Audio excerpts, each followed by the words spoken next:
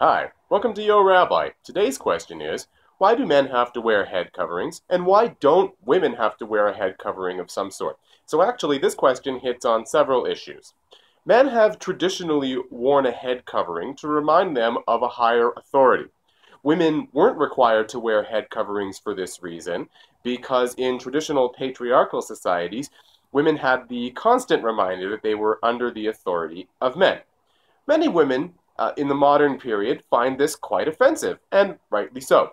So there was an academic movement in the 1950s and 60s and 70s known to us as second wave feminism. And in Jewish circles, women began to adopt the custom of using a kippah, a head covering, and a talit, and all of the other men's mitzvahs to be more egalitarian. I am very proud to serve as a rabbi in an egalitarian society. However, this practice of wearing kippot, of women wearing kippot, is largely something that belongs to a previous generation.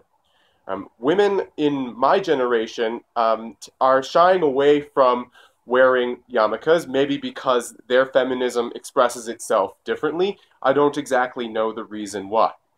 However, on the other side of things, women have been required by Jewish law to cover their heads historically once they're married.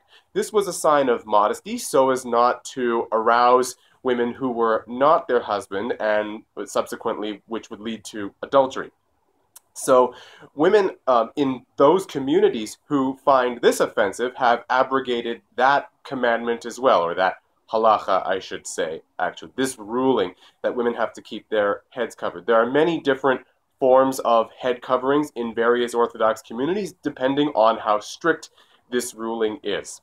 So one thing I can tell you for sure is that no matter what your community does, it's probably not working for someone, and people should be encouraged to follow the head covering practice which makes them most comfortable, in which they can express themselves as Jewish people authentically.